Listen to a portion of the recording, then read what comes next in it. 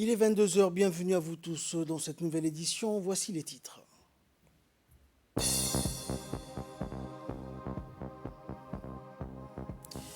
Distribution de la première partie du parrainage des orphelins pour l'année 2021, c'était à l'hôpital Al-Rahma. Et la Côte d'Ivoire a réussi donc à immuniser sa population contre le virus Ebola. Bonsoir à tous. Le président de la République, Ismaël Omar Guelleh, a souhaité succès et réussite au nouveau président élu de la Zambie, Hakainde Hichilema, vainqueur du scrutin à la magistrature suprême qui a eu lieu jeudi dernier dans ce pays. Votre élection a valeur indéniable de juste rétribution à votre foi inébranlable en votre capacité à conduire la destinée de votre peuple, a écrit le président Guelleh dans le télégramme de félicitations transmis au nouveau président élu de la Zambie. Je forme le vœu que le leadership que vous initierez à la tête de votre pays soit source de dynamique nouvelle dans la quête légitime du peuple frère zambien à accéder au développement durable, a ensuite indiqué le chef de l'État. Le score largement victorieux qui a disposé à votre élection vous offre toute la légitimité nécessaire à l'initiation des politiques que vous jugez donc utiles au bien-être de votre peuple et à l'essor de votre pays, a-t-il également noté dans le même document avant de réitérer ses chaleureuses félicitations au président élu de la Zambie. Âgé de 59 ans, Hakainde Hichilema est une figure de proue du paysage politique zambien. Issu de l'opposition, il faisait office dans le cadre de la présidentielle zambienne du 12 août dernier de principal compétiteur au président zambien Edgar Lungu, qui était candidat à sa propre succession.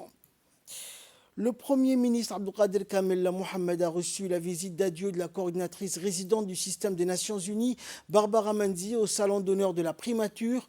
La coordinatrice a remercié le Premier ministre de sa disponibilité et de sa courtoisie tout au long de sa mission à Djibouti. Elle a loué les efforts de la République de Djibouti sous le leadership du président Ismaël Omar Guelleh. En effet, a-t-elle poursuivi, Djibouti étant championne dans l'atteinte des objectifs de développement durable.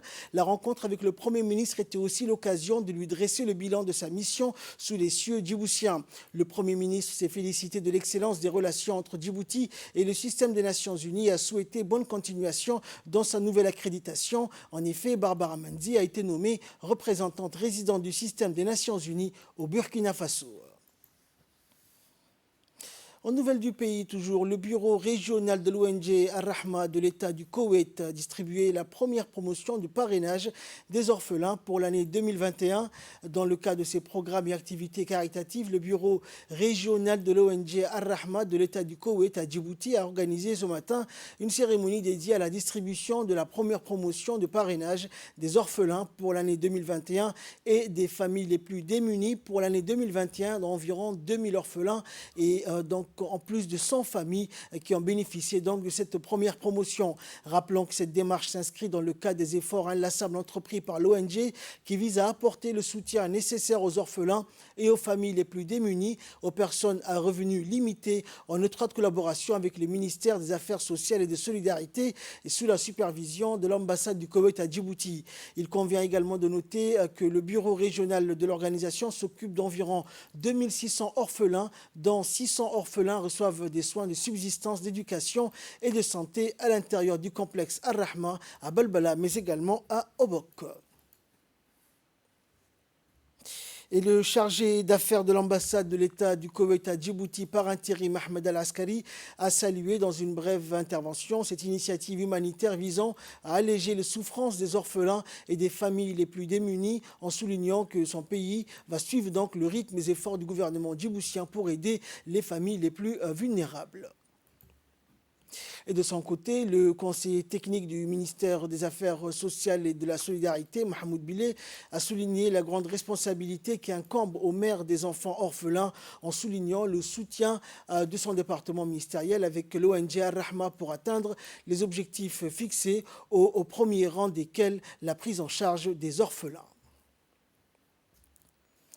Et enfin, pour clore l'actualité nationale, le président des autorités des ports et des zones franches de Djibouti, Aboubakar Omar Hadi, a reçu ce matin le nouveau chef de la section économique et politique de l'ambassade des États-Unis à Djibouti, Joe Chamberlain, dans la zone franche industrielle de Damerjoug. Cette rencontre s'inscrit dans le cadre des prises de contact du diplomate américain avec les différentes institutions économiques et politiques du pays, dont le port de Damerjoug en est la pièce maîtresse. Lors de cette réunion, le président Hadi a présenté les divers atouts et opportunités d'investissement dans le domaine des zones franches pour attirer les investissements privés américains. Chamberlain, donc, a de son côté mis l'accent sur l'intérêt grandissant des entreprises américaines dans le domaine de l'énergie et des infrastructures. Après son entretien avec le président des autorités des ports, le nouveau chef de la section économique et politique de suivre donc de très près la visite guidée du Djibouti Damerjoug Industrial Development, communément appelé le DDID, véritable fleuron du développement des infrastructures djiboutiennes. Et là, nous passons à l'actualité africaine et internationale. La Côte d'Ivoire immunise sa population contre Ebola après la confirmation d'un premier cas connu d'Ebola depuis 1994. La Côte d'Ivoire prépare la riposte. Le pays a lancé hier une campagne de vaccination contre la fièvre hémorragique. Les agents de santé, les proches et les contacts de la victime ont été les premiers à être vaccinés. La Côte d'Ivoire a reçu 5000 doses de la Guinée. C'est justement de ce territoire qu'est venu le cas identifié dans la capitale économique ivoirienne au cours du week-end. Une Guinéenne de 18 ans arrivée dans le pays mercredi après avoir voyagé par la route depuis l'Abbé. La présence de ce cas à Abidjan, qui compte 4 millions d'habitants, inquiète l'OMS. Outre la vaccination lancée hier, la Côte d'Ivoire dit avoir commencé dimanche celle de groupes ciblés. La découverte en Côte d'Ivoire intervient donc près de 2 mois après que l'agence sanitaire de l'ONU a déclaré la fin de la deuxième épidémie d'Ebola en Guinée qui a débuté l'année dernière et qui avait fait 12 morts. Enfin, en Haïti, le bilan du séisme de samedi continue de s'alourdir. On compte désormais plus de 1400 morts. L'inquiétude pour les sinistrés, c'est maintenant l'arrivée d'une tempête tropicale sur l'île caribéenne. En Haïti, les mêmes scènes depuis samedi, des blessés qui affluent vers les hôpitaux et des morgues saturées par les cadavres.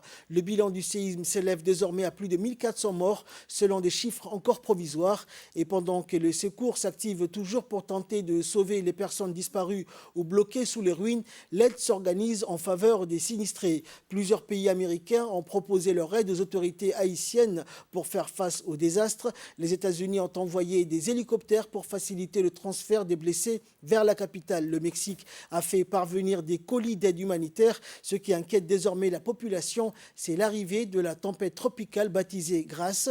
Cette tempête est en train de traverser la République dominicaine, voisine de Haïti. Elle apporte des vents violents et surtout des fortes précipitations. C'est la fin de ce journal. Merci pour votre très aimable attention. Restez avec nous. Le programme continue sur Télé Djibouti.